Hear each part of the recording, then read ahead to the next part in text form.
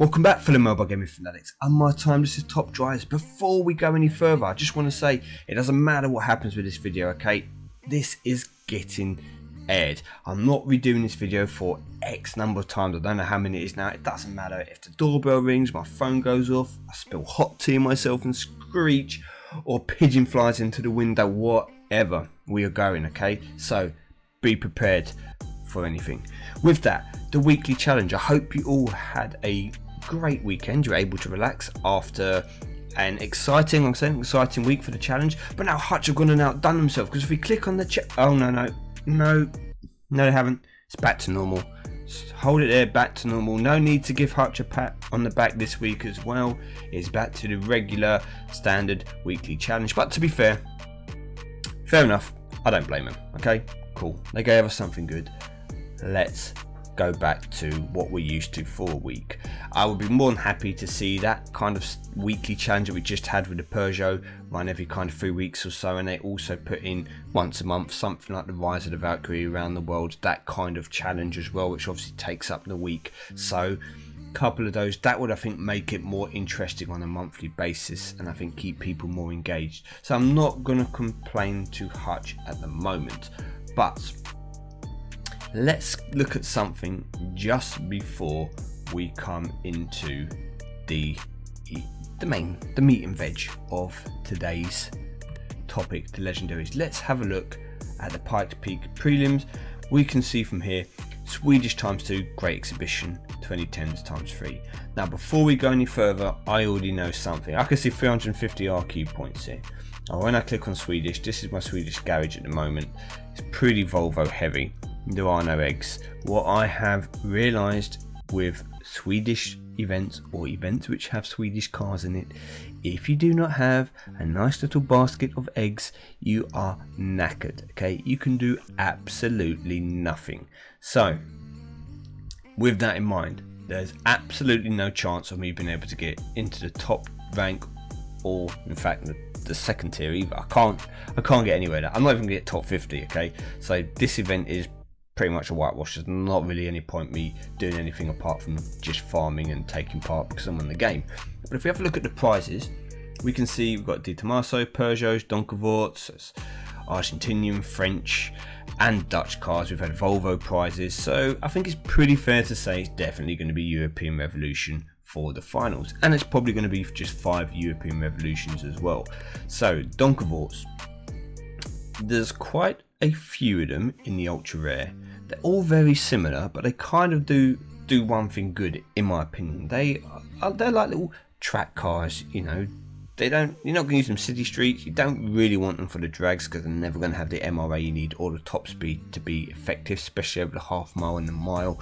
But they kind of like little track cars, so you're going to probably use 1 or 2 of them at least, I'd say, in the final. So if you have some, it may be worth working on them if you think you've got a chance of getting that Pikes Peak.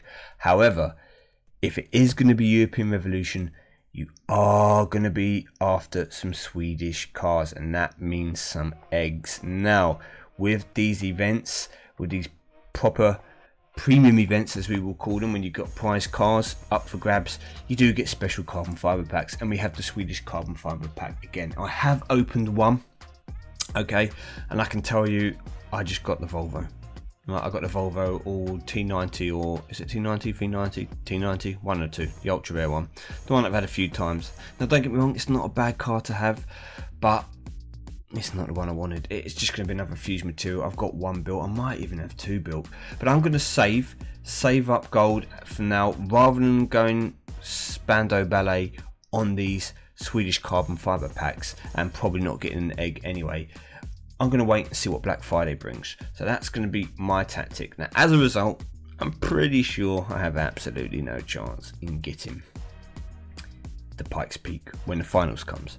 So I've accepted that. On a more positive note, I seem to be doing okay in the Griffin and Serpent event. However, the rewards here are ceramic packs. But I'm not going to complain, because I do need to start getting more ceramic packs in my life, and not by buying them with cash. I need to try and start win some more. So this being Opal and Alfa Romeo, Fortunately for me, I have a few Opal cars which are maxed out. I'm basically using my best Opal cars for this event. There is no off-road, so I've left the Super 1600 Corsa.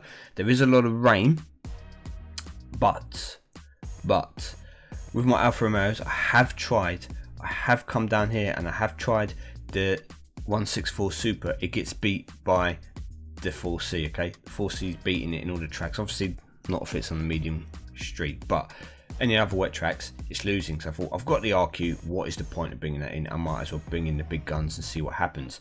So don't know if I can actually stay in the top 10 because my team maybe isn't quite good enough, but I have found out a few things. I found out that the Maloo isn't disastrous in drags. It beat or maybe I should have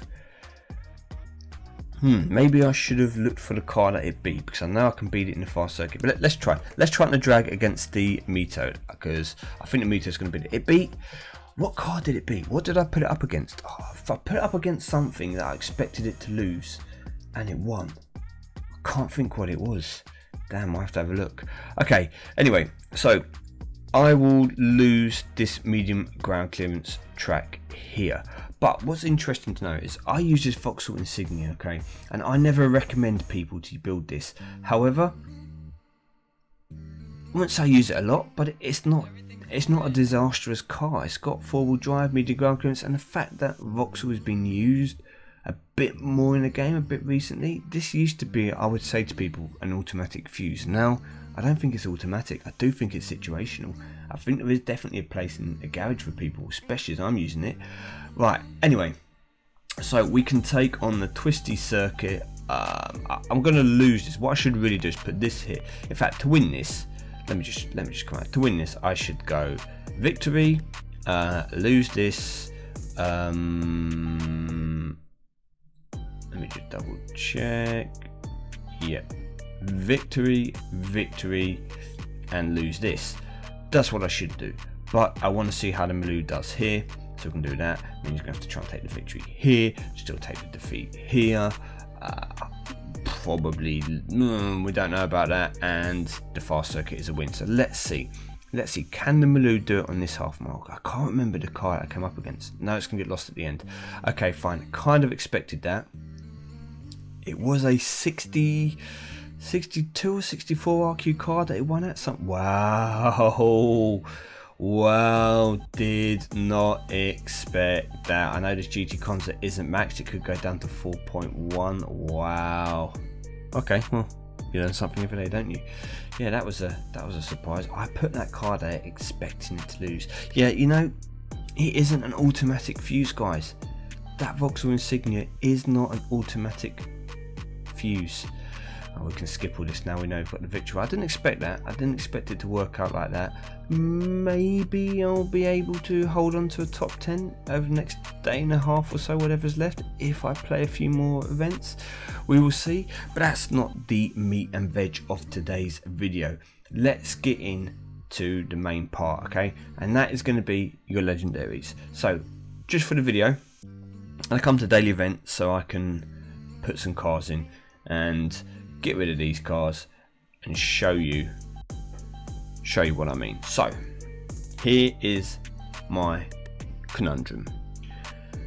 If you're in a position like me, you will have or have started anyway to collect some legendary cars. This isn't going to be applicable for people who have a garage full of maxed out cars already. If you've got like 10 legendaries already maxed out, this doesn't apply to you. But for people like me, as you start to collect more and more legendaries and you don't have the resources to work on them, you start to think, which one or two should I focus on? Now I'm going to say, is it better to do that and focus on them excuse me, or is it better to spread your resources? So let's imagine we're in an event and we can take all our legendaries, okay? Now I have two maxed out legendaries here. I have the DBS and I also have the W12 Bentayga. So both of these 24 out of 24. That means they have each had 15 epics invested in them. Now in comparison, if I look at my Bugatti Chiron here, this is 9 out of 12, meaning that it's only had cash involved in it. I haven't used any epics to upgrade it, okay? That's the same for the NSX here and for the Hayura here. Okay, so here's my thought process. This is my team. Using my 30 epics that I had, I've invested in 2 cars. So if I came up against the exact same 5 cars and they were all standard, yeah, so I've got a player who's gone out, started to win some legendaries, but hasn't got the resources to invest in upgrading them yet. So they've left all these as standard. We would get 3 ties and I would win these 2 tracks. Okay, now the thing to note is, how much do I win these by? Well, if I come and show you the standard, oops, wrong thing, sorry. If I come and show you now the standard Aston Martin, and I'll go through manufacturers to do so, it is at 3.6 and 91. Now we have to bear in mind that cash is going to be upgrading this to bring it all up to 1.3. So the handling is going to be around 94. I don't know if it quite gets to 95. I think it'll be 94. And the 0 to 60 will probably drop to about 3.4. Top speed will go up to about 212, maybe 213. Okay, so it won't be quite that bad. It will obviously be better than those stats suggest. But still, against my Aston Martin, is it going to lose by a lot? No. The 2 cars racing each other, it's probably only going to lose by between 50 and 75 points. Okay, guaranteed to lose by the 50. It could go up to 75, so this is not going to beat it by 200 points. Okay, now a maxed out Chiron may be able to get a bigger advantage, for example, on a drag, but that's not what we're going on about here. We're talking about using the exact same cars against each other. The same will happen with the W12. So what's going to happen is I'll get 0.0.0 points, probably 50, 60, 50, 60, something like that. So I'm going to be on 1-star territory getting the win. Maybe if I'm extremely lucky 2-star, but I don't think it gets there. Okay, I honestly don't think it does. I think it's still 1-star territory. Now if I had invested, let's say, and I don't know if I've got the cars to do it to be able to show you, but if I had invested